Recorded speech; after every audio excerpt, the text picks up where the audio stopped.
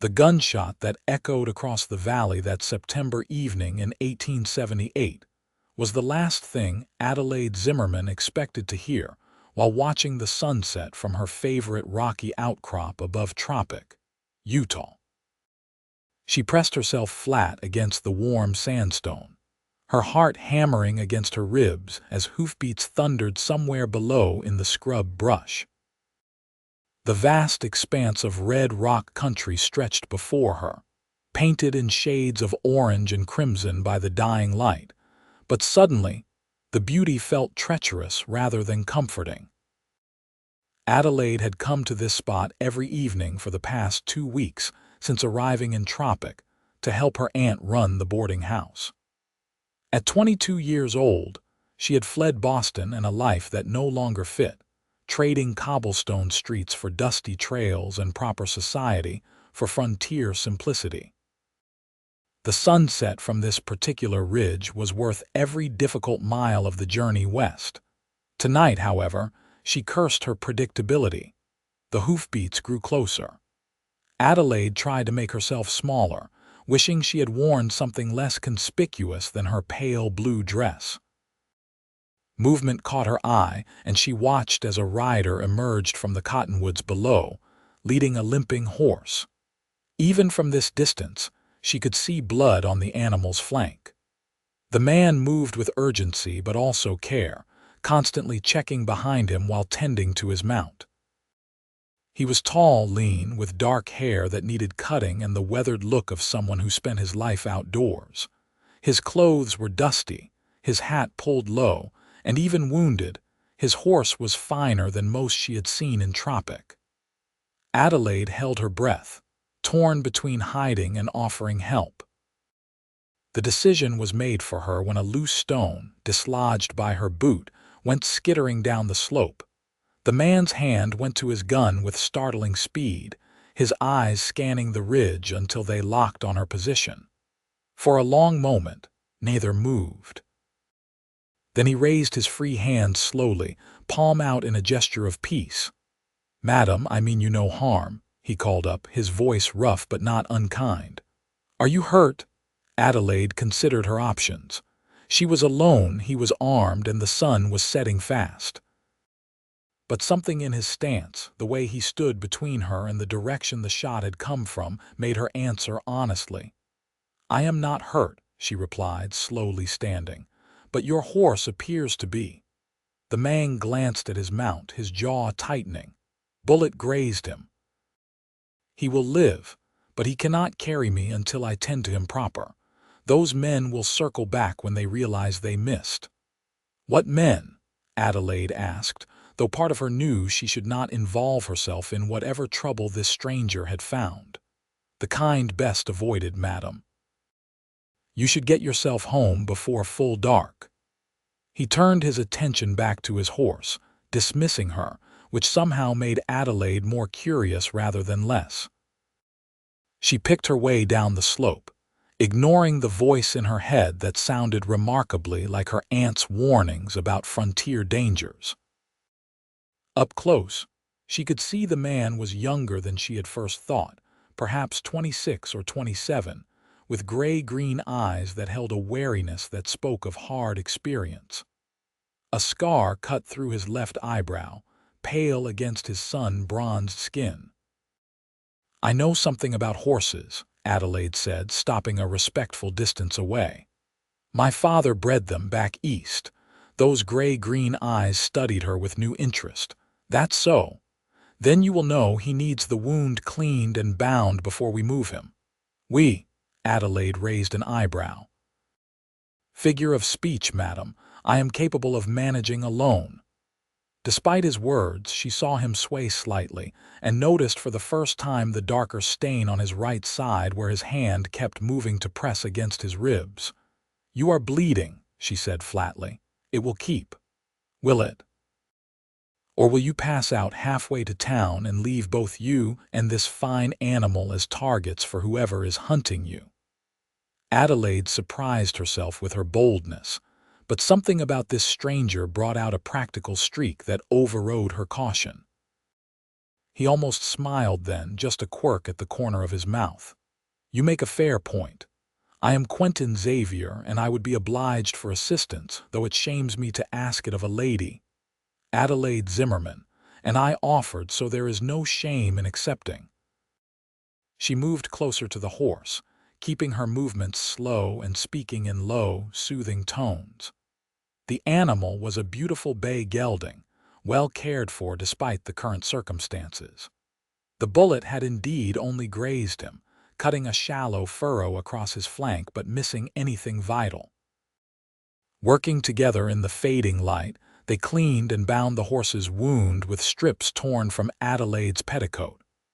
Quentin moved with competence despite his injury, his hands gentle on his mount. She found herself watching the way he murmured to the horse, calming him with touch and voice. "You have not asked why men are shooting at me," Quentin said as they worked. "I figure you will tell me if it is my business to know," Adelaide replied. "Are you an outlaw?" "No, madam. I am a rancher, or I was. My land adjoins property that certain men want for the railroad. When I refused to sell at their price, they decided to make life difficult until I reconsider. By shooting at you, by running off my cattle, burning my hay stores, and when that did not work, ambushing me on my way to report them to the territorial marshal." Quentin tied off the bandage with careful precision. "I got away, but they winged both of us in the process." Adelaide absorbed this information, her mind working through the implications. "The marshal's office is in Panguitch. That is a hard ride from here. 30 miles or so. I was cutting through to avoid the main road when they caught up to me." Quentin straightened, and this time his sway was more pronounced. Adelaide grabbed his arm to steady him. "Your turn," she said firmly. "Let me see." "Madam, it is not proper. Neither is dying of blood loss." "Sit down before you fall down, Mr. Xavier." This time he did smile, a real one that transformed his face from merely handsome to genuinely striking. "Yes, madam." He lowered himself onto a flat rock, and Adelaide helped him out of his vest and worked the buttons of his shirt. The wound was a through and through in the fleshy part of his side, still bleeding sluggishly.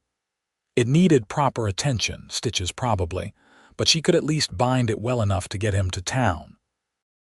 Her fingers worked efficiently, tearing more fabric, using water from his canteen to clean the wound as best she could in the dimming light. Quentin watched her face rather than her hands, and she felt the weight of his gaze like a physical touch. "You are very calm about all this," he observed. "I am terrified," Adelaide admitted, "but panic helps no one. My mother was a doctor's daughter. She taught me that fear and action can coexist. Wise woman. She was." The past tense came automatically, the grief less sharp than it had been but still present.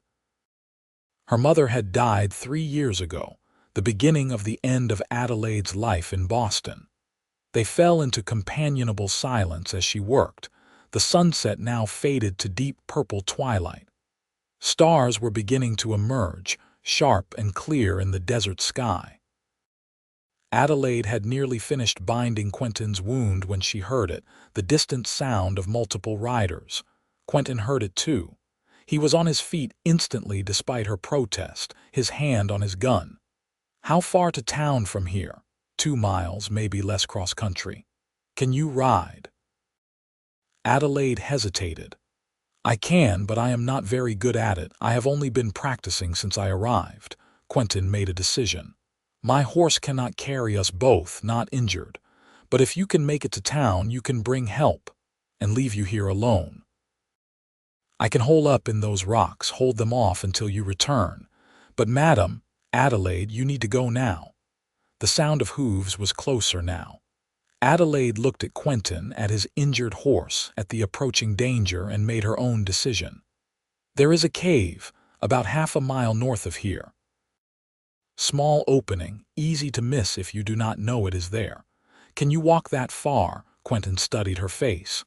"You are sure?" "No, but it is a better plan than any other I can think of. Come on." She grabbed the horse's reins, and together they moved into the gathering darkness. Adelaide led the way, praying her memory of the terrain was accurate. She had found the cave on one of her exploratory walks, a shallow depression in the sandstone barely deep enough to be called a cave, but enough to provide shelter from the elements, and more importantly, from searching eyes.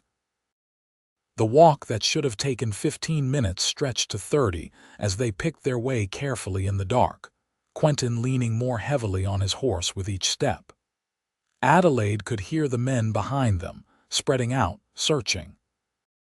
Her heart hammered so hard she was sure they would hear it, but she kept moving, kept faith that her sense of direction would not fail her. When her outstretched hand finally found the familiar curve of stone, she could have wept with relief. "Here," she whispered, guiding Quentin and his horse into the narrow opening.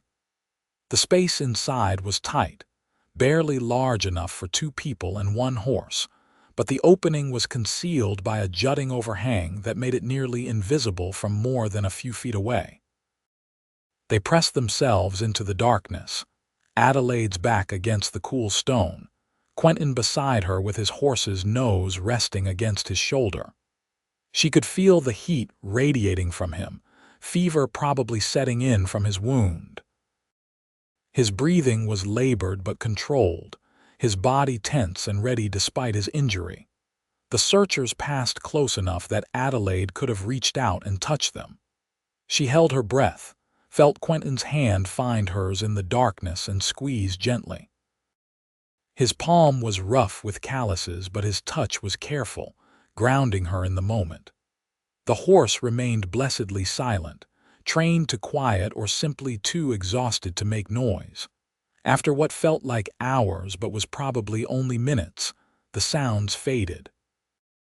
The men moved on, their search widening away from their hiding spot. Still, neither Adelaide nor Quentin moved.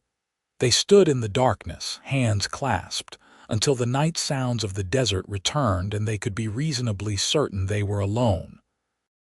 "We should stay until first light," Quentin said quietly. "Too dangerous to move in full dark, and I need to rest before we attempt town." Adelaide knew he was right, though the impropriety of spending the night alone with a strange man would be enough to scandalize her aunt and half of Tropic. But propriety seemed a distant concern compared to survival. "Tell me about Boston," Quentin said after they had settled as comfortably as possible on the sandy floor of the cave, his horse dozing standing up near the entrance. "What brought you all the way out here?" So Adelaide told him. She told him about her father's death, 2 years after her mother's, about the debts he had hidden from everyone, about the society friends who had disappeared when the money ran out. She told him about the man her father's business partner had wanted her to marry to settle some of the obligations, a man 40 years her senior with cold eyes and colder hands. "I had an aunt in Utah who had written to my mother years ago, inviting us to visit. I found the letters after the funeral and wrote to her. She offered me a home, no questions asked, no obligations, so I took what little I had left and came west." Adelaide surprised herself with how much she revealed, but something about the darkness and the intimacy of their situation loosened her usual reserve. "You regret it?" Quentin asked. Adelaide thought about it honestly. "No. I miss what my life was before my parents died, but that life was already gone. This is different, harder in many ways, but also freer. No one here cares about my family's debts or my supposed ruined reputation. I can just be Adelaide." "Just Adelaide sounds like someone worth knowing," Quentin said, and even in the darkness she could hear the smile in his voice. "Your turn," she said. "Tell me about your ranch." Quentin's voice took on a different quality when he spoke about his land, a warmth and passion that made Adelaide wish she could see his face. He described 500 acres of high desert country, good grazing land with a creek that ran year-round and views that stretched for miles.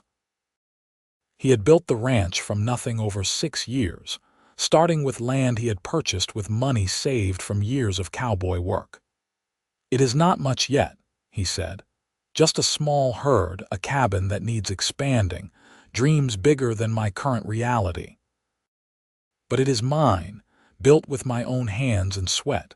Those railroad men see it as just another piece of property to acquire, but to me, it is everything I have worked for." "You will not sell, then," Adelaide said, though it was not really a question. "I would sooner die," Quentin replied flatly. "Which may be exactly what they are counting on. If I am dead, my land goes to auction. They can buy it for pennies, and no one would be the wiser about how I died. Just another rancher who ran afoul of rustlers or Indians or simple bad luck. Surely the law would investigate." Quentin laughed, but there was no humor in it. "The law is a long way from here, and the railroad has deep pockets. I have no proof of what they have done, just my word against theirs. The marshal might believe me, might even try to help, but by the time anything official happens, I could be long dead." They sat in silence for a while, the weight of his situation settling over them. Adelaide felt anger building in her chest, the same helpless fury she had felt watching her father's business partner and his cronies pick over her family's possessions like vultures. The injustice of powerful men using their position to crush those with less made her want to fight back, even though she had no idea how. "What if you had proof?" she asked suddenly. "What kind of proof?" Adelaide's mind raced. "You said they have been running off your cattle, burning your hay. They must leave some kind of evidence. And if they are trying to kill you to get your land, they will have to file papers, make moves that can be tracked. My father taught me about business, about how to read contracts and financial documents. Maybe there is something there we can use." "We?" Quentin repeated. Adelaide felt her cheeks warm, grateful for the darkness. "I mean, if you wanted help, I am probably overstepping." "No," Quentin said quickly. "No, I have been alone in this fight for so long, I am not used to someone offering to stand with me." His hand found hers again in the darkness. "I would be grateful for your help, Adelaide, more grateful than I can properly express." His thumb traced small circles on the back of her hand, and Adelaide felt something shift in her chest, a warmth that had nothing to do with the desert heat.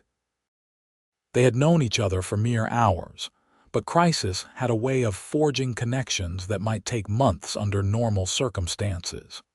She felt like she could trust this man, like despite everything, she was exactly where she was meant to be.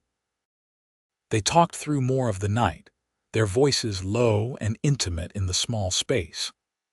Quentin told her about growing up on a farm in Missouri, about losing his parents to cholera when he was 17, about drifting west and finding purpose in the hard work of building something of his own. Adelaide shared more stories of Boston, of her mother's kindness and her father's passion for horses, of the life she had loved and lost. Somewhere in the small hours before dawn, Adelaide fell asleep with her head on Quentin's shoulder, his arm around her keeping her warm as the desert temperature dropped. She woke to find pale light filtering through the cave opening and Quentin watching her with an expression that made her breath catch. "Good morning," he said softly. "Good morning." Adelaide sat up, suddenly aware of her disheveled state, her hair falling loose from its pins, her dress dirty and torn. "How are you feeling?" "Like I was shot," Quentin admitted, "but better than I have a right to feel. Your bandaging held through the night." They emerged from the cave cautiously, checking for any sign of the men who had hunted them. The desert was quiet except for the morning calls of birds and the whisper of wind through scrub brush. Quentin's horse seemed better too, the rest having done him good despite his wound. The ride into Tropic was slow going, Quentin on horseback moving carefully, Adelaide walking alongside. The sun rose spectacular over the red rock cliffs, painting the world in shades of pink and gold. Despite everything, despite the danger and uncertainty, Adelaide found herself watching the sunrise with a sense of wonder. "Beautiful, is it not?" Quentin said, catching her expression. "Extraordinary," Adelaide agreed. "I have never seen anything like it back east." "I watch the sunrise every morning from my porch," Quentin said. "It is one of the things I love most about this country. Every day starts with this reminder of how big and beautiful the world is, how much possibility exists." Something in his tone made Adelaide look up at him. He was watching her rather than the sunrise, his gray-green eyes intense in the early light. "Adelaide," he began, then paused, seeming to gather his courage. "I know we have only just met and circumstances have been far from normal, but I feel like I have known you much longer. Would you consider watching the sunrise with me again? And maybe the one after that? I would very much like to watch every sunrise with you if you would have me." Adelaide's heart stuttered in her chest. It was too fast, too soon, completely impractical and probably inadvisable. But when she looked at Quentin, at the hope and vulnerability in his face, she knew her answer with a certainty that defied logic. "Yes," she said simply. "I would like that very much." Quentin's smile was like the sunrise itself, bright and full of promise. He reached down from his horse, and Adelaide took his hand, feeling the rightness of it settle into her bones. They reached Tropic just after full sunrise, riding down the main street toward her aunt's boarding house. The town was small, barely more than a dozen buildings clustered along a dirt road, but it represented safety and civilization after their night in the wilderness. Adelaide was intensely aware of how they must look, her disheveled and dusty, him wounded and swaying in his saddle. The few early risers they passed stared openly, and Adelaide knew the gossip would be all over town before breakfast. Her Aunt Martha was sweeping the porch of the boarding house when they arrived. She was a sturdy woman in her 50s, weathered by frontier life but with kind eyes and a practical demeanor. Those eyes went wide when she saw Adelaide. "Good Lord, child, where have you been? I was about to organize a search party." Martha's gaze moved to Quentin, taking in his condition with the swift assessment of someone used to frontier emergencies. "Get him inside, quickly now. Adelaide, start water boiling. I will fetch my medical kit." Within minutes, Quentin was settled in a room upstairs, his wound being properly cleaned and stitched by Martha's capable hands. Adelaide assisted, holding supplies and following instructions, while Quentin bore the pain with gritted teeth and only the occasional grunt. "You are lucky the bullet went clean through," Martha said as she worked. "Another few inches and you would be telling this story to St. Peter. As it is, you will heal fine if you keep it clean and rest for a few days." "I cannot rest," Quentin protested. "I need to get to Panguitch to the marshal." "You need to not die of fever or reopened wounds," Martha countered firmly. "The marshal will still be there in 3 days. Your life might not be if you push too hard too fast." Adelaide watched Quentin struggle with this, seeing his frustration and fear that delay would cost him everything. She understood it, but she also knew her aunt was right. "What if I went to Panguitch?" Adelaide heard herself say. "I could explain the situation to the marshal, ask him to come here to take your statement. It would be faster than waiting for you to heal enough to travel." Both Martha and Quentin stared at her. "Absolutely not," Martha said. "It is a full day's ride and you are barely competent on horseback. Not to mention traveling alone as a young woman is asking for trouble. I could hire an escort or find someone traveling that direction," Adelaide argued. "There must be freight wagons or mail carriers who make the trip regularly." "The mail coach goes through tomorrow," Quentin said slowly. "It is not comfortable, but it is safe enough." Adelaide, I cannot ask you to do this. You are not asking. I am offering. Adelaide met his eyes, seeing her own determination reflected back. Those men tried to kill you. They will try again if they find you. We need help, and I can get it faster than you can in your current state. Martha looked between them, her expression thoughtful. There is history here I am missing. Adelaide, perhaps you should explain exactly what happened last night. So Adelaide did, leaving out nothing. She told her aunt about the shooting, the hiding, the night in the cave, and Quentin's situation with the railroad men. To her credit, Martha listened without interruption, though her face grew progressively more concerned. "This is serious business," Martha said when Adelaide finished. "If what you say is true, Mr. Xavier, you are mixed up with some very dangerous men. The railroad companies play rough, and they do not take kindly to obstacles." "I know, madam, which is why I cannot involve you or your niece any further. I am grateful for the help you have given, but I will not put you in danger." "Too late for that," Martha said pragmatically. "Adelaide spent the night with you, unchaperoned. Whether anything inappropriate happened or not, and I trust my niece when she says it did not, her reputation is now tied to yours. In a town this small, that matters." Adelaide felt her face heat. She had not even thought about the social implications, too focused on the immediate danger. But her aunt was right. In a small frontier town, a young unmarried woman spending the night alone with a man was scandalous regardless of circumstances. "I will marry her," Quentin said immediately. "If she will have me, I will marry her today and make it right." "Quentin, no," Adelaide protested. "You do not have to do that. I do not care what people think. But I do." Quentin struggled to sit up straighter, his eyes earnest. "Adelaide, I meant what I said this morning. I want to watch every sunrise with you. Not because of obligation or propriety, but because in one night you showed me more courage, kindness, and partnership than I have known in years. I would be honored if you would consider being my wife." Martha looked at Adelaide. "And you, niece, what do you want?" Adelaide's heart hammered. It was insane, marrying a man she had known for less than a day.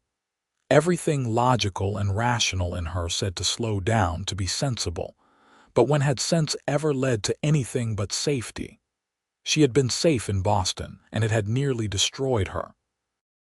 This man, this brave, stubborn, gentle man, was offering her something more than safety. He was offering partnership, purpose, and yes, love, even if it was too new to have fully bloomed yet. "I want to say yes," Adelaide whispered. Quentin's face lit up like the sunrise. "Then say it."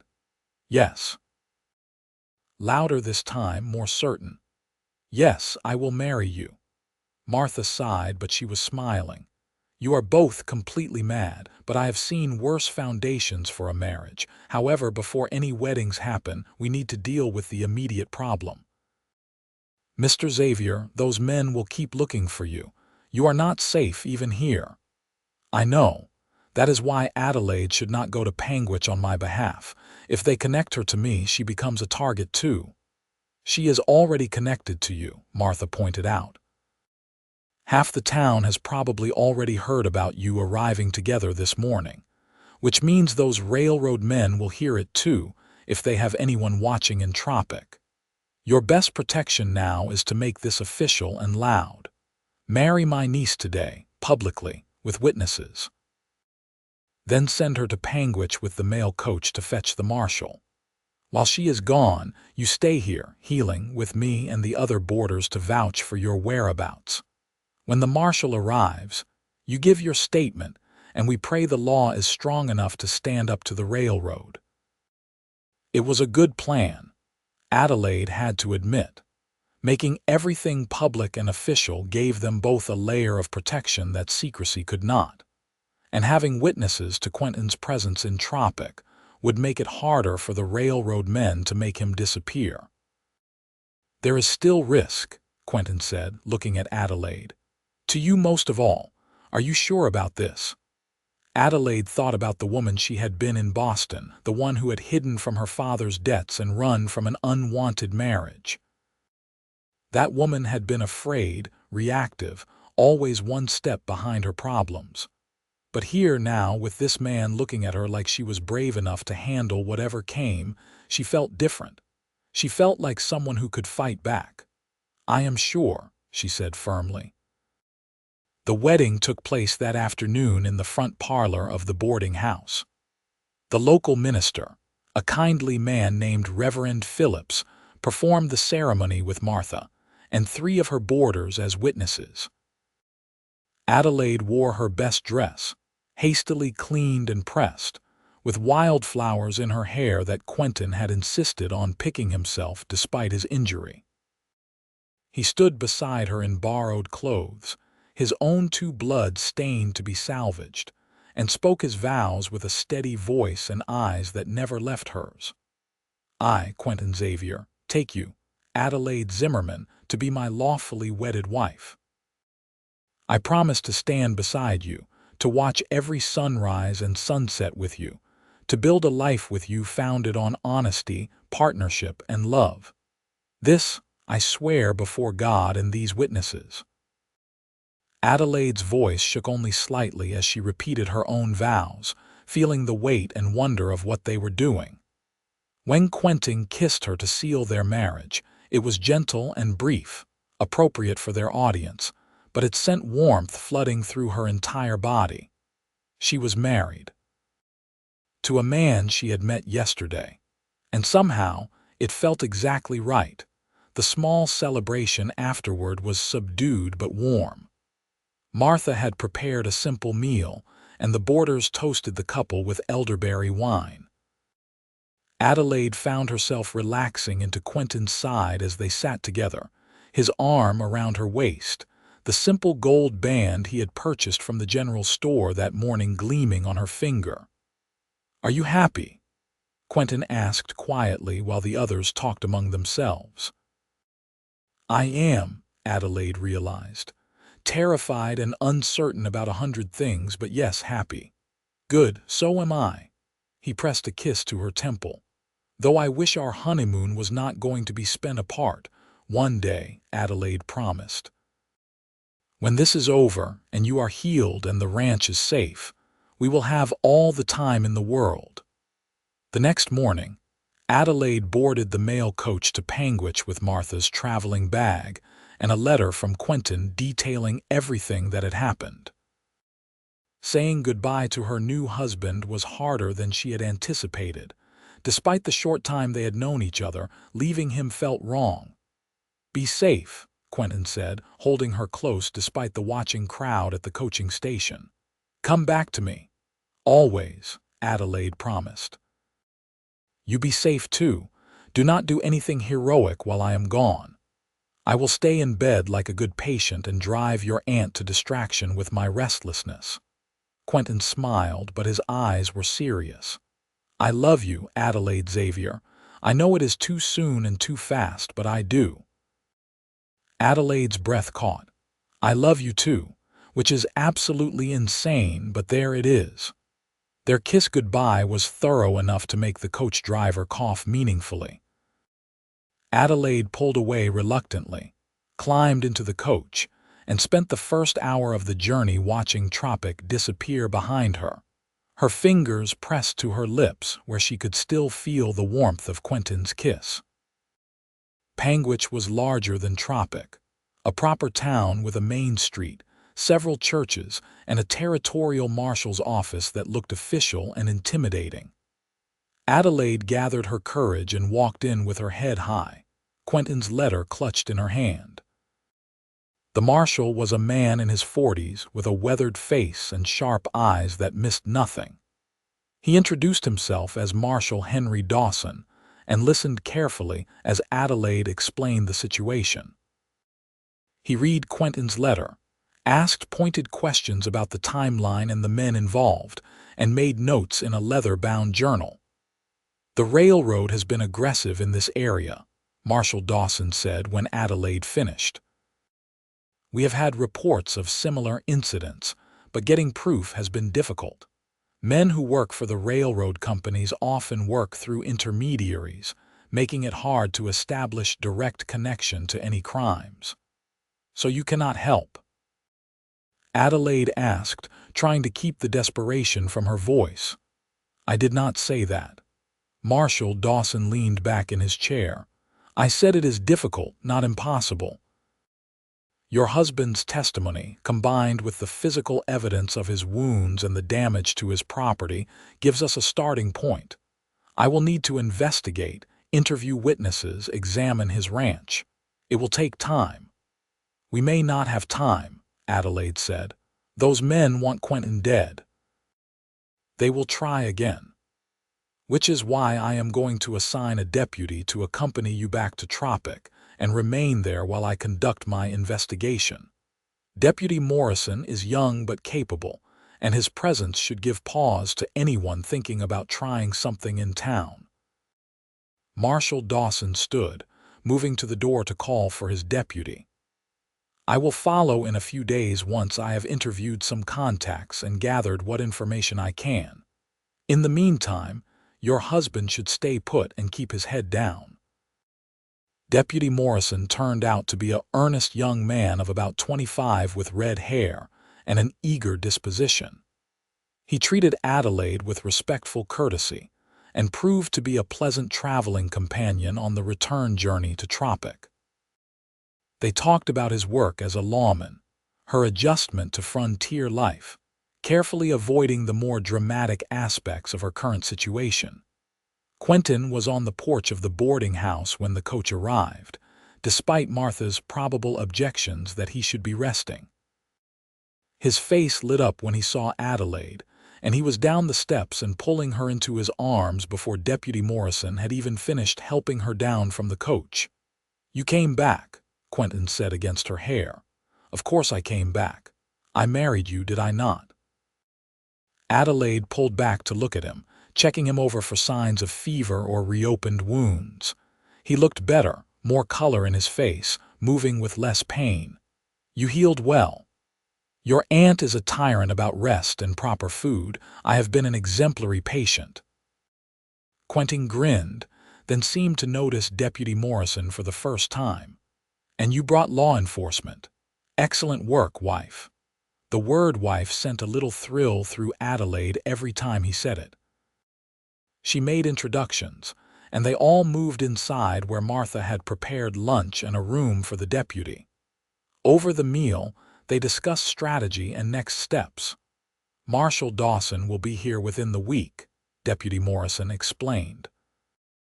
"In the meantime, I am here to keep an eye on things and make sure no one tries anything foolish. Mr. Xavier, the marshal asked that you write down everything you can remember about the incidents on your ranch, names and dates if possible, anything that might help build a case." "I can do that," Quentin agreed. "Though I warn you, some of the men I dealt with were hired guns, not railroad employees directly. They will claim no connection." "Let us worry about establishing connections," Deputy Morrison said. "You just focus on documenting what happened." That evening, after Deputy Morrison had settled into his room, and Martha had retired early with a pointed comment about giving the newlyweds privacy, Adelaide and Quentin finally found themselves alone together. They sat in the small parlor, the lamp turned low, Quentin's arm around her shoulders as she leaned against his uninjured side. "I missed you," Quentin said quietly. 2 days should not have felt like an eternity, but it did. "I missed you too." Adelaide turned to look at him, this man who was now her husband. "Quentin, we should probably talk about what happens next. After all this is resolved, I mean. Your ranch, our future, all of it." "I have been thinking about that," Quentin admitted. "My ranch is small, the house is barely more than a cabin. It is not what you are used to, not what you deserve. What I deserve is a partner who sees me as an equal, who values my thoughts and my help. Everything else is just details." Adelaide took his hand, lacing their fingers together. "Tell me about the ranch. Really tell me. What is it like? What are your plans for it? so Quentin told her. He described the land in detail, the way the creek ran through a small canyon, the meadow that was perfect for grazing, the view from the house that stretched all the way to the mountains. He talked about his plans to expand the herd, maybe add horses, to build a proper house with a porch that faced east for watching the sunrise. "I want to build something lasting," he said. "A legacy, a place our children could inherit and be proud of." "I know that probably sounds foolish, dreaming that big when I am currently hiding from men who want me dead." "It sounds wonderful," Adelaide said honestly, "and we will make it happen, together." They talked late into the night, making plans and sharing dreams, learning each other in the way new couples do. Quentin told her about his favorite horse, a mare named Starlight who had died the previous winter, and Adelaide told him about the first horse she had ever ridden, a gentle gelding named Copper who had taught her not to be afraid. When they finally climbed the stairs to the room Martha had assigned them, Adelaide felt nervous for the first time. They were married, yes, but they were still essentially strangers in many ways. Quentin seemed to sense her uncertainty. "We do not have to rush anything," he said gently, sitting on the edge of the bed to remove his boots. "I know this has all happened very fast. I am content to just sleep beside you, Adelaide. We have time to figure out the rest." Adelaide felt a rush of affection for this thoughtful man. "I want to be close to you," she admitted. "I am just not quite sure how to navigate this. In Boston, no one spoke of such things." "Here either," Quentin said with a slight smile. "We will figure it out together at our own pace. No pressure, no expectations beyond what feels right for both of us." They settled into bed carefully, Adelaide in her nightgown and Quentin in his borrowed nightshirt, maintaining a respectful distance at first. But as the room grew darker and quieter, Adelaide found herself moving closer, seeking the comfort of his presence. Quentin's arm came around her and she rested her head on his chest, listening to the steady beat of his heart. "This is perfect," Adelaide murmured. "It is," Quentin agreed, pressing a kiss to the top of her head. "Sleep well, wife. Sleep well, husband." The next few days fell into a peaceful rhythm that felt almost normal, despite the circumstances. Quentin spent his mornings writing out his account of events for the marshal, his afternoons helping with light work around the boarding house as his strength returned, and his evenings with Adelaide, walking through town or sitting on the porch watching the sunset. The townsfolk of Tropic adjusted quickly to the new couple in their midst. Some were curious, some disapproving of the hasty marriage, but most were friendly enough. Adelaide found herself settling into the community more comfortably with Quentin at her side. He knew several of the local ranchers from past dealings, and they extended their friendship to include her. It was on the fourth day after her return from Panguitch that trouble found them again. Adelaide was at the general store ordering supplies when she overheard two men talking near the feed section. They were strangers, dusty from travel, and something about the way they held themselves made her uneasy. "Heard there was a wounded man came into town last week," one said. "Fellow named Xavier. You know him," the store owner, Mr. Hendricks, was nobody's fool. "Do not know anyone by that name," he said flatly. "Lots of people pass through Tropic, hard to keep track." The men exchanged glances. "We have business with this Xavier, railroad business. If you see him, there is money in it for information." Adelaide kept her head down, pretending to examine fabric bolts while her mind raced. These had to be the men who had hunted Quentin, or others working for the same people. She finished her purchase quickly and headed back to the boarding house, walking fast but not running, not wanting to draw attention. She found Quentin on the back porch, mending a bridle for one of Martha's horses. Deputy Morrison was nearby, cleaning his gun. Both looked up at her approach, and Quentin was on his feet immediately, reading the alarm in her face. What happened? Adelaide told them about the men at the store, their questions, the implied threat. Deputy Morrison's expression turned grim. Sounds like they are getting bold, coming into town openly like that. I should go have a word with them, establish some law enforcement presence. Be careful, Quentin warned. These men do not play fair. After Deputy Morrison left, Quentin pulled Adelaide close, his arms tight around her. I am sorry you are caught up in this. I never wanted to put you in danger. We are in it together, Adelaide reminded him. For better or worse, remember? We said vows. I remember every word. Quentin pulled back to look at her, his gray-green eyes intense.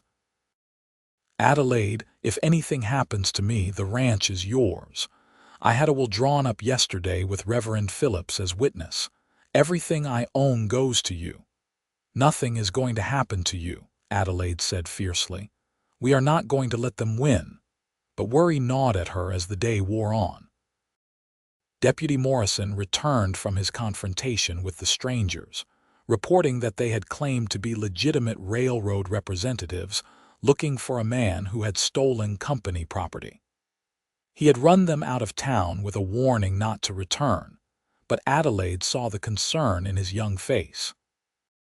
They will be back, he said quietly to Quentin. Maybe not today or tomorrow, but they will not give up this easily. We need Marshal Dawson here soon.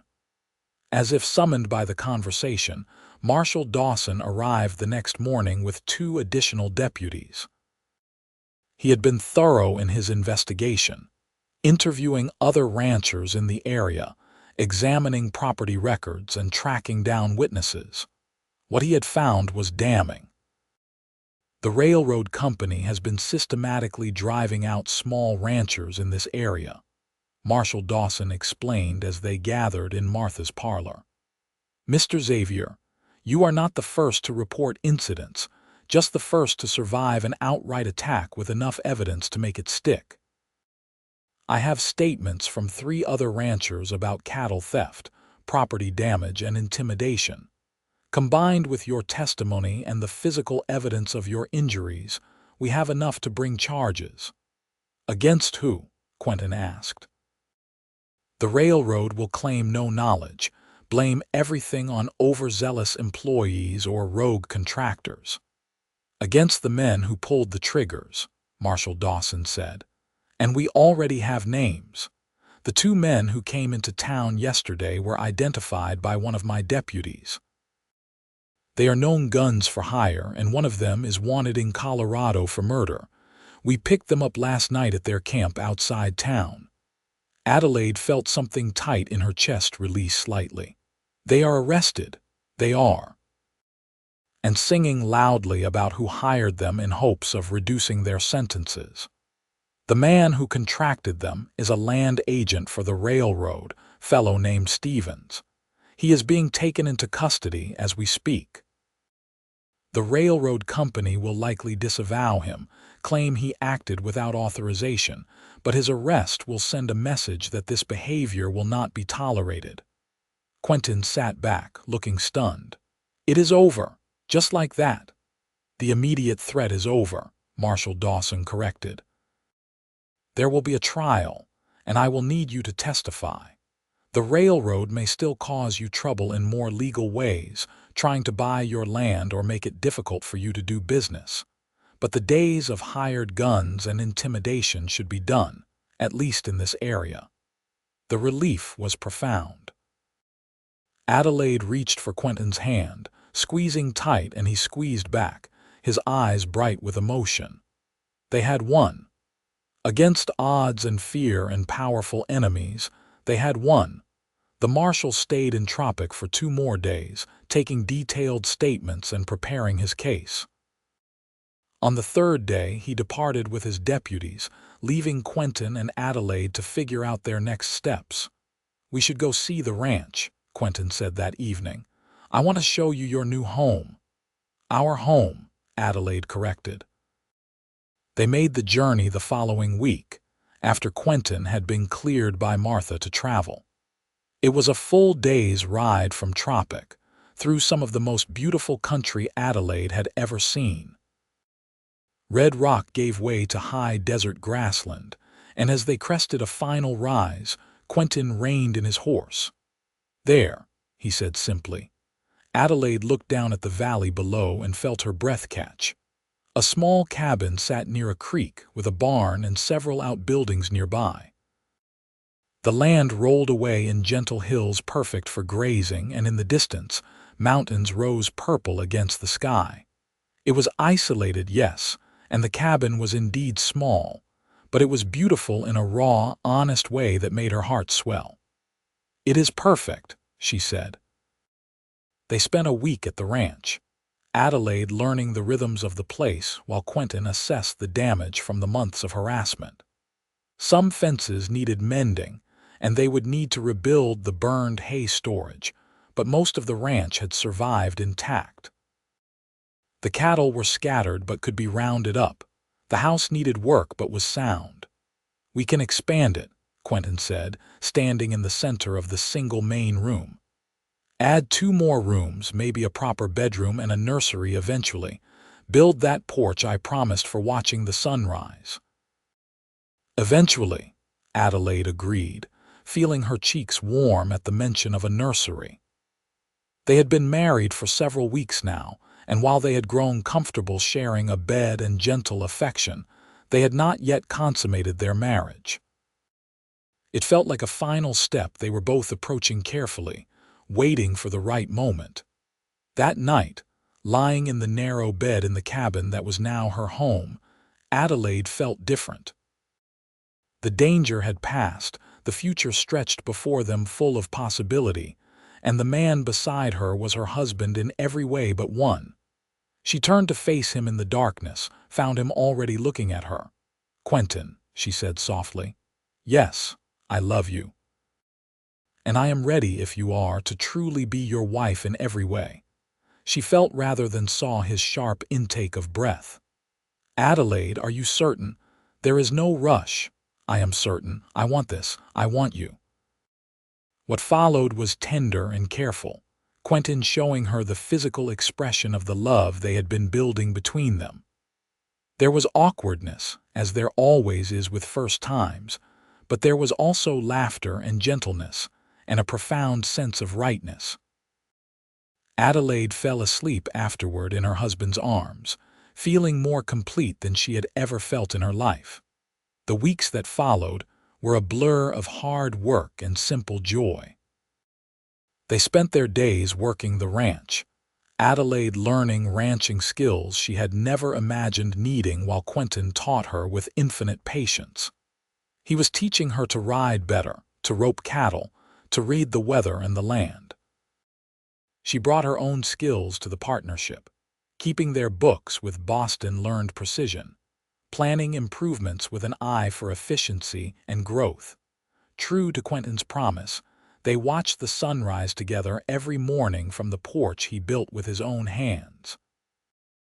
Adelaide would make coffee while he did the early chores, and then they would sit together as the sky turned from black to gray to pink to gold, talking about their plans for the day or simply sitting in comfortable silence. As autumn turned to winter, they prepared for Adelaide's first frontier cold season. Quentin taught her to preserve food, to bank the fire properly, to read the signs of coming storms. They stocked the cabin with supplies and firewood, made sure the barn was tight against the weather, and settled in to wait out the snow. Winter on the ranch was harsh but also intimate. Trapped inside by blizzards, they grew even closer, talking about everything and nothing, playing cards by lamplight, reading aloud to each other from the few books they owned. Quentin was teaching Adelaide to play harmonica, and her fumbling attempts made him laugh until tears ran down his face. It was in January, during a particularly fierce storm, that Adelaide realized her monthly courses had not come. She had been so busy adapting to ranch life that she had not even noticed until she was nearly 6 weeks late. The realization hit her like a physical blow, and she sat down hard on the edge of the bed. Quentin found her there a few minutes later, his face going from amused to concerned in an instant. "What is wrong? Are you ill?" "No," Adelaide said slowly. "No, I think I might be pregnant." Quentin went very still. "Pregnant? A baby? We are going to have a baby." "I think so. I am not completely certain, but the signs are there." Her husband's whoop of joy was so loud it startled the horses in the barn. He swept her up in his arms, spinning her around despite her laughing protests, then set her down carefully as if she might break. "We are going to have a baby," he repeated, wonder in his voice. "You are going to be a mother. I am going to be a father. Are you happy?" Adelaide asked, needing to hear it. Happy does not begin to cover it. Quentin cupped her face in his hands, his eyes suspiciously bright. "Adelaide, you have given me everything. A partner, a future, and now a child. I am the luckiest man alive." They celebrated quietly that night, the storm raging outside while inside they planned and dreamed about the baby who would arrive sometime in late summer. Quentin was immediately protective, insisting Adelaide rest more, work less, let him handle anything remotely strenuous. It drove her to distraction within a week. "I am pregnant, not broken," she finally snapped after he tried to stop her from carrying a water bucket. "Women have been having babies since the dawn of time while still managing to function." Quentin had the grace to look sheepish. "I know, I cannot bear the thought of anything happening to you, to either of you." Adelaide's irritation melted. "Nothing is going to happen to us, but you have to let me live my life, Quentin. I will be sensible, I promise, but I cannot spend the next 6 months sitting in a chair doing nothing." They compromised, Adelaide agreeing to avoid heavy lifting and excessive exertion, while Quentin agreed to stop treating her like spun glass. As winter gave way to spring, Adelaide's pregnancy became obvious, her slim frame rounding with the growing child. She felt good, healthy and strong, with only occasional morning sickness and fatigue. In April, they made the trip to Tropic to share their news with Martha and to consult with the doctor who visited the area monthly. Dr. Harrison confirmed what they already knew and pronounced Adelaide healthy and the pregnancy progressing normally. Martha cried happy tears and immediately began knitting baby clothes. "You will bring the baby to visit often?" Martha asked. "I fully intend to spoil my great niece or nephew thoroughly." "We will visit as often as we can," Adelaide promised, "and you are always welcome at the ranch." The trial of the men who had attacked Quentin took place in May, requiring him to travel to Panguitch to testify. Adelaide wanted to go with him, but he was adamant she stay at the ranch, safer and more comfortable. He returned 3 days later with good news. The hired guns had been sentenced to lengthy prison terms, and the land agent Stevens had been dismissed from railroad employment and fined heavily. The railroad company itself had issued a public statement disavowing the actions and promising to conduct all future land acquisitions through proper legal channels. "It is really over," Quentin said, holding Adelaide close on their porch as they watched the sunset. "We can move forward without looking over our shoulders." Summer came hot and dry, and Adelaide grew rounder and more uncomfortable. By late July, she was ready for the pregnancy to be over, tired of the wait and the constant backaches. Quentin was unfailingly patient with her mood swings and discomfort, rubbing her feet at night and bringing her cool drinks during the day.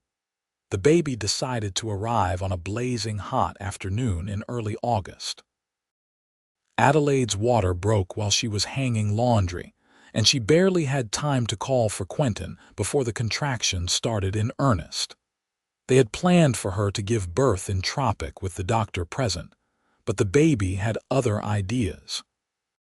Quentin rode for the nearest neighbor, a ranch woman named Mrs. Peterson who had birthed 6 children of her own and helped deliver dozens more. She arrived quickly, took one look at Adelaide, and announced there was no time to move her anywhere. The labor was long and difficult, lasting through the night and into the next morning. Quentin stayed by Adelaide's side the whole time, letting her grip his hand hard enough to bruise, wiping her face with cool cloths, murmuring encouragement when she was sure she could not go on. "You can do this," he told her as dawn broke outside. "You are the strongest person I know. Just a little more, Adelaide, just a little more." With a final push and a cry of effort, Adelaide brought their son into the world. Mrs. Peterson caught him efficiently, cleared his airway, and smiled at his lusty wail. "You have a boy," she announced, wrapping him quickly and placing him on Adelaide's chest. "Strong and healthy, good lungs on him." Adelaide looked down at her son, at his red, wrinkled face and shock of dark hair, and felt her heart crack open with love. Quentin was beside her, his arm around her shoulders, staring at their child with an expression of absolute awe. "He is perfect," Quentin whispered. "He is," Adelaide agreed. "What should we name him?" They had discussed names during her pregnancy, but had not settled on anything definite. Now, looking at their son as the sunrise painted the sky outside in shades of gold and pink, Quentin said, "James. After your father, James Henry Xavier." Adelaide felt tears prick her eyes. Her father had died never knowing the life she would build, the happiness she would find. Naming their son after him felt like bringing him into this new chapter, honoring the man who had taught her about horses and business and integrity. "James Henry Xavier," she repeated. "It is perfect." The first weeks with a newborn were exhausting and overwhelming and wonderful all at once. James was a good baby for the most part, nursing well and sleeping in reasonable stretches, but the constant care he required was unlike anything Adelaide had experienced. Quentin was a natural father, gentle and patient, happy to walk the floor with James at all hours when he was fussy. Martha visited when James was 3 weeks old, bringing gifts and experienced advice. She stayed for a week, helping Adelaide recover her strength and teaching both new parents the tricks of infant care. When she left, she extracted a promise that they would visit Tropic for Christmas. As summer faded to autumn and James grew from a tiny newborn to a plump, smiling baby, Adelaide found her rhythm as a mother. She learned to manage ranch work with a baby on her hip or napping nearby, learned which tasks could be done one-handed and which required Quentin's help. Their life was busy and exhausting and utterly fulfilling. The first year of James's life passed in a blur of milestones and memories. His first smile, his first tooth, the first time he rolled over and later sat up on his own. Quentin documented everything in letters to Martha, his pride in his son evident in every line. They expanded the house as planned, adding 2 new rooms and the porch that now saw not just 2 people watching the sunrise but 3, James gurgling happily in his father's arms. The ranch prospered as well. With the railroad threat removed, Quentin was able to focus on building his herd and his reputation. Word spread that he was honest and fair in his dealings, and soon other ranchers were coming to him for advice or to purchase cattle.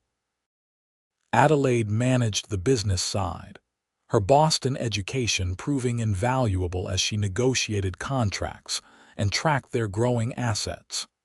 By James's 2nd birthday, they had tripled their herd and were looking at purchasing more land. Adelaide was pregnant again, due in early spring, and this time she knew what to expect. The pregnancy was easier than her first, and when their daughter arrived on a cool April morning, the birth was faster and less complicated. They named her Martha Rose Xavier, after Adelaide's aunt and Quentin's mother. She had her mother's dark hair and her father's gray-green eyes, and from the moment she arrived, she had her big brother wrapped around her tiny finger. Life settled into a new normal with 2 children. James, at 2, was all energy and curiosity, constantly into everything and asking endless questions.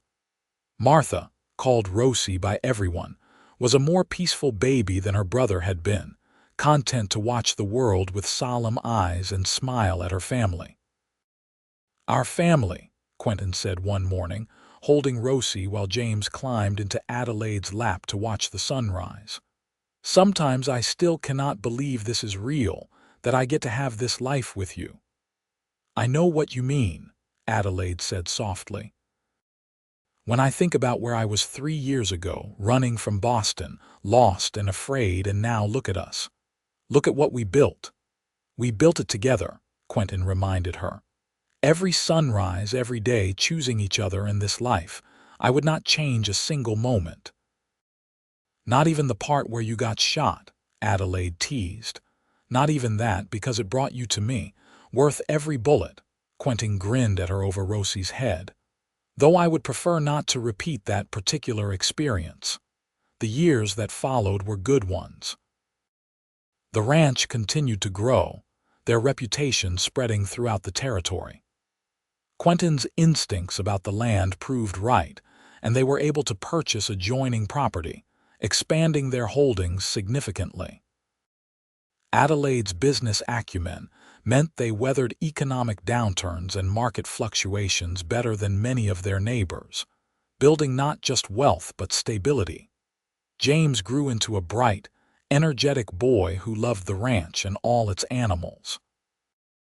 He was riding almost before he could walk, fearless on horseback in a way that made Adelaide's heart leap into her throat.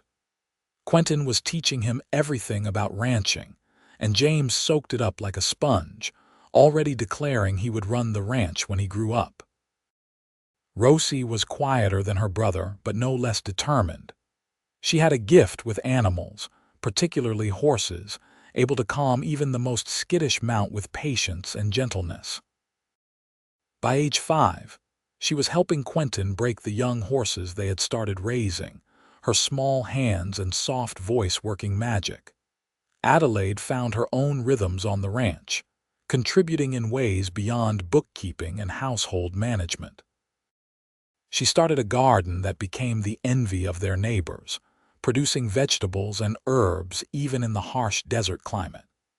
She learned to preserve and can, to make butter and cheese, to sew and mend and create a comfortable home from rough materials. But more than any of that, she and Quentin built a partnership that deepened with every passing year. They still watched the sunrise together every morning when possible, still took time to talk and laugh and simply be together.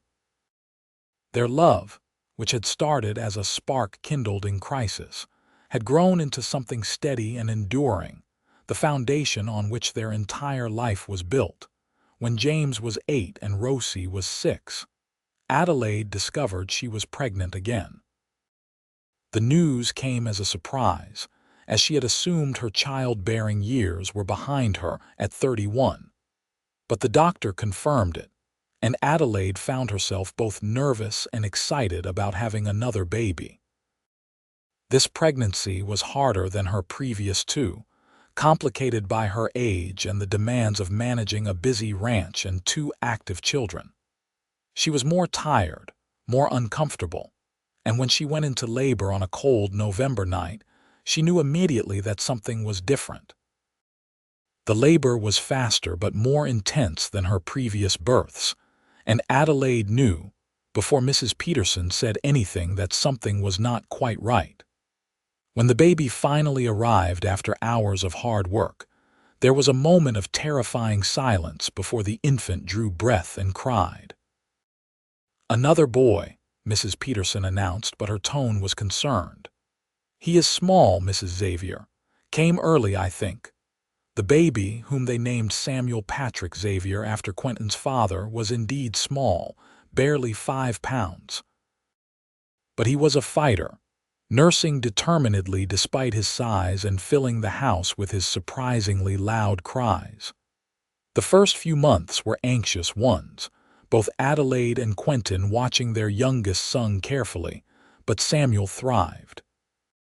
He was slow to gain weight but otherwise healthy, and by his first birthday, he had caught up to where he should be. 3 children kept Adelaide and Quentin busy, but they managed, drawing on reserves of patience and energy they had not known they possessed. The ranch continued to prosper, now one of the most successful in the region. They had built a reputation not just for quality cattle and horses, but for fair dealing and integrity. James, at 10, was already a capable ranch hand, working alongside his father with increasing skill. Rosie, at 8, had her own small string of horses that she trained and sold, her talent for the work undeniable.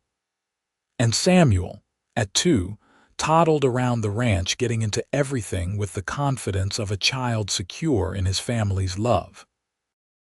Adelaide was 34 now, Quentin 38, and they had been married for nearly 12 years.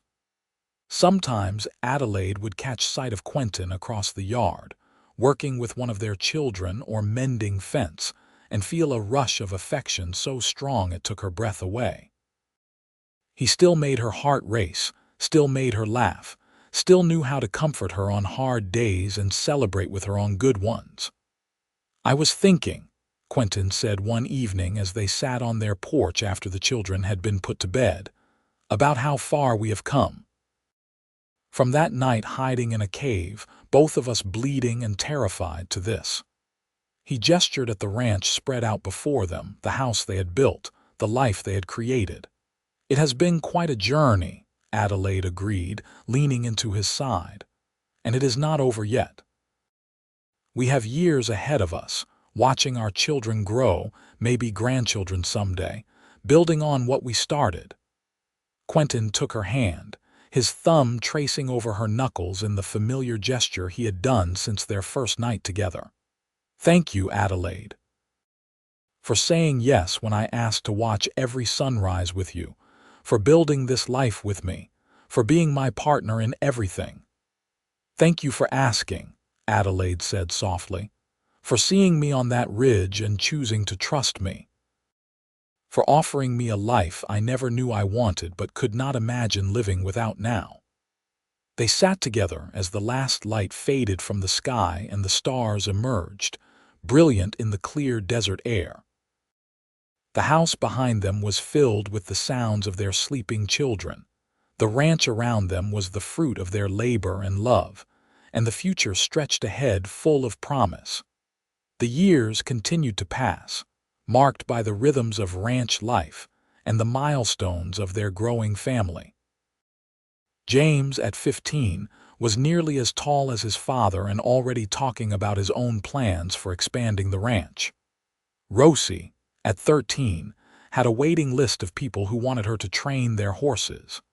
Samuel, at 7, showed early signs of having his mother's head for numbers and business. Adelaide and Quentin aged together, their hair showing gray, their faces lined by sun and wind and laughter. But their love remained constant, deepening with each passing year. They still watched the sunrise together whenever possible, still took time to sit together at the end of long days, still chose each other again and again in the thousand small ways that build a marriage. When James was 18, he brought home a girl from a neighboring ranch, a bright, practical young woman named Catherine, who fit into their family like she had always been there.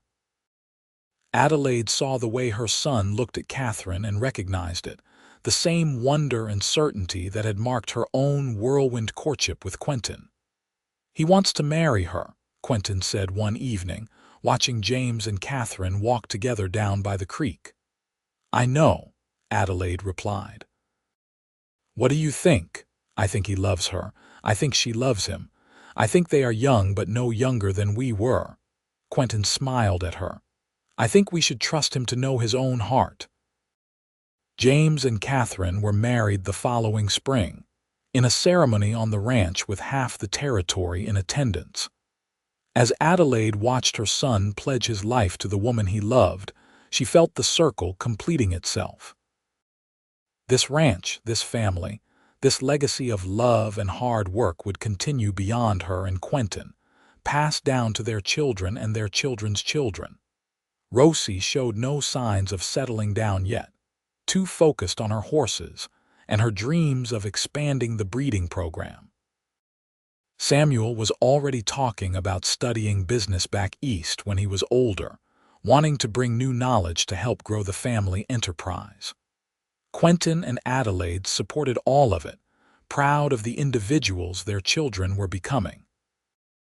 Adelaide was 42 now, Quentin 46, and their life had settled into comfortable patterns. The ranch ran smoothly, their children were healthy and happy, and they had built something enduring. There were still hard days, still challenges and setbacks, but they faced them together as they always had one morning. 20 years after the day Quentin had found Adelaide watching the sunset and asked to watch every sunrise with her. They sat on their porch as dawn broke over the mountains. The house was quiet behind them, James and Catherine in their own home now, Rosie and Samuel still asleep. It was just the two of them, as it had been in the beginning. 20 years, Adelaide said softly. 2 decades of sunrises together. And hopefully 20 more, Quentin replied, pulling her close. 40 years, 60, however many we get. I will never tire of watching the world wake up with you beside me. That is good, Adelaide said, because you are stuck with me. I am not going anywhere, promise. Quentin asked, and despite the teasing in his voice, Adelaide heard the seriousness underneath. Promise, she confirmed. For all the sunrises and sunsets to come, for all the days and years ahead. I am yours, Quentin Xavier, as completely as I was that first day. And I am yours, Adelaide Xavier. Always have been, always will be. They watched the sun climb higher, painting the sky in shades of pink and gold, and Adelaide felt a profound sense of peace. This life they had built, this love they had chosen, this family they had created, it was everything she had never known to dream of and more than she had ever hoped to find. The future stretched ahead, full of possibility and promise. There would be more grandchildren eventually, more generations to watch the sunrise from this porch. The ranch would grow and change, adapting to new times and technologies, but always rooted in the foundation she and Quentin had laid together. But for now, in this moment, it was enough to sit with the man she loved and watch another day begin. The Wild West that had once seemed so foreign and frightening had become home, and the cowboy who had asked to watch every sunrise with her had become her entire world. The sun rose higher, burning away the last shadows of night, and Adelaide smiled. 20 years of sunrises down, and hopefully a lifetime still to go. Together, they would face whatever came, just as they always had. Side by side, hand in hand, watching the world wake up together. It was more than enough. It was everything,